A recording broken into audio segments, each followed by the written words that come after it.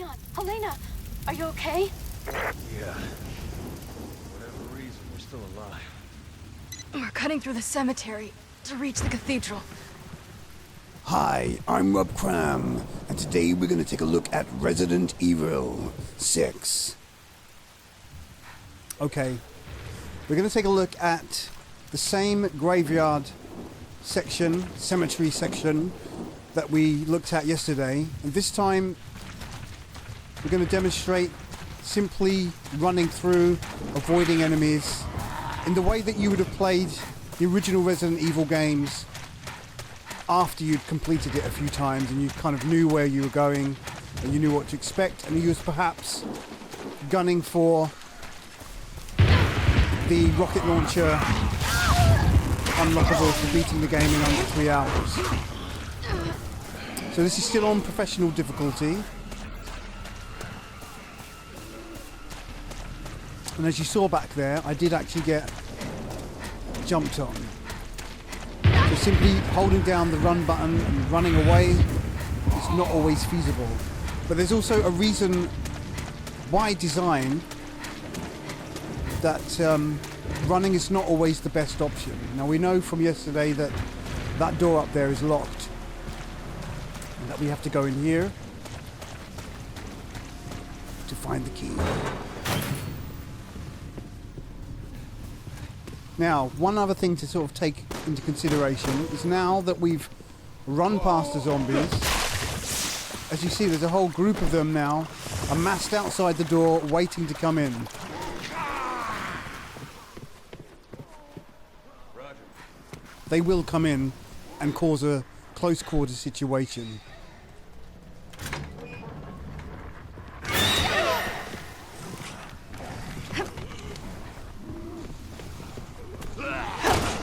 Obviously I can't run through them. So now we hunt down that dog.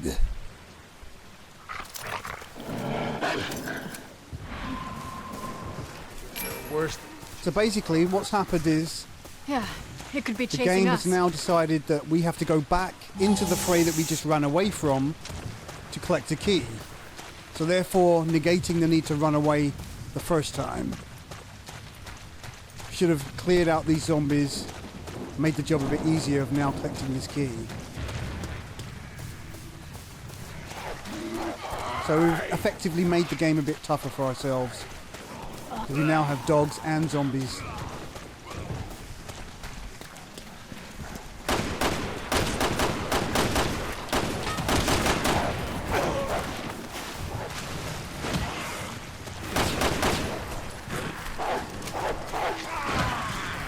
There's so many of them. But this is the dog we want, is over here.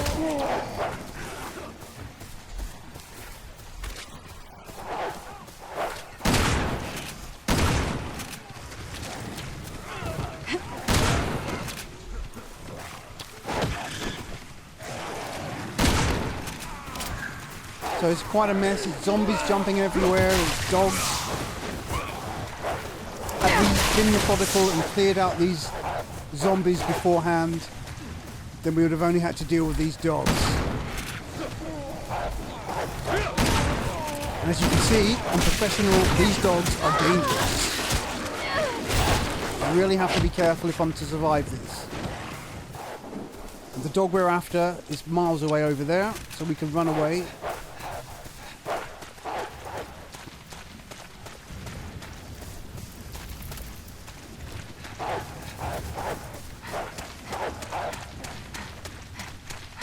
If you're all about running, conserving ammo, and just going for the objectives,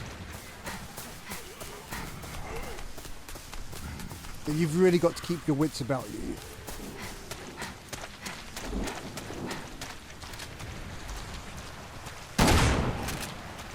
Now let's take it down this road. We've got the key. Right, now this is the main part of why I wanted to just demonstrate this part of the game for you in relation to the previous video. See, what happens is if you'd have managed to kill that dog rather quickly, not really engage the other dogs and zombies, grabbed the key and got to this door, It's open. Let's you'd move. be faced with the following situation, and you'd be totally unprepared for it. Leon. Okay.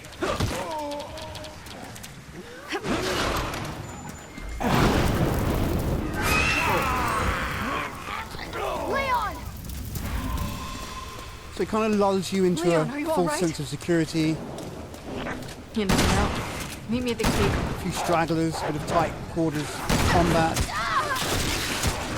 For me, pretty bad situation.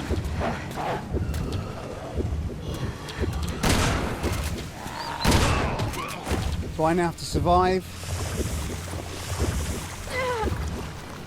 crawl about, roll around, and once that bar fills up, I can stand up and fight another fight.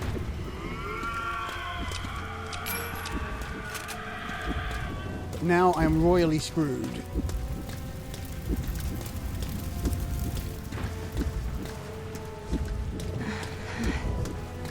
So you may remember the limp mechanic from the older games. Slightly slower pace. And obviously any hit now is game over for me, pretty much. And now we have this crazy enemy here. I have to also point out that my sprint has been disabled.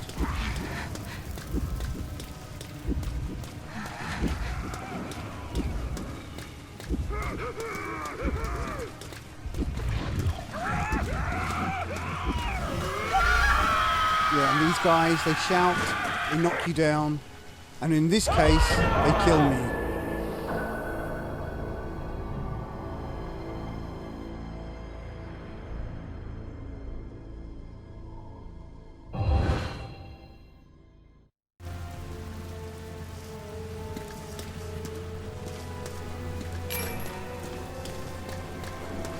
So I actually died the first time. In this particular section, I got kind of lost. But it's leading you into a situation where a lack of preparation can be fatal. So I've used the tool which shows you which way to go. It's quite handy, especially in a situation like now. We've managed to run past those enemies, but in doing so, the lack of engagement with them has meant that I've not got the associated skill points from defeating them, which would be quite a bit. So we've managed to run past the enemies, and that's been Leon. Okay. pretty straightforward to do. We just wait for Leon to catch up. Man, you're a sight for sore eyes. You coming to the So what cathedral with we me would or have done, we what? would have conserved ammo. I see it. We would have Hurry. perhaps conserved our health. And then what happens is the game, by design, and it does this a few times I've noticed, in the 2 chapters I've played through so far, is that what it does is it throws you into a scenario where you would have needed to have gathered all of the ammo, as much ammo and Hello? health that you could have I know done, someone's in there. or Open conserved up. it for this point, because Those things will kill us! Look, there's no it's just escape, us. there's no surrender, and there's no way out other than fighting. Okay. And as you can see, there's a fair number of zombies, so you've got to really choose your tactics wisely here and not get caught out.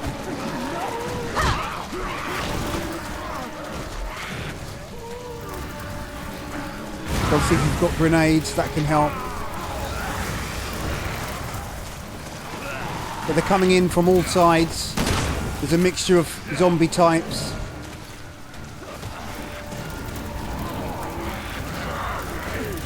And if it's any consolation,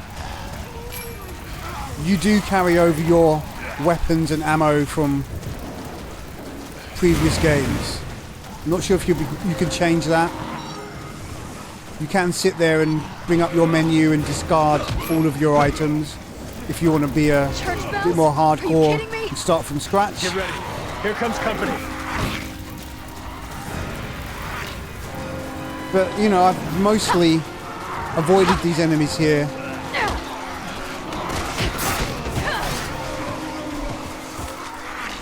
And relied on the melee combat. But it's a tricky game to play. And it's now left me on my dying breath. Which is promptly game over on professional. Okay, that gives you a greater idea of the tactic of running away and saving ammo. As you can see, the end result is still the same. Death. Okay, I'm Rob Cram. Thanks for watching. Stay tuned for more Resident Evil 6 videos.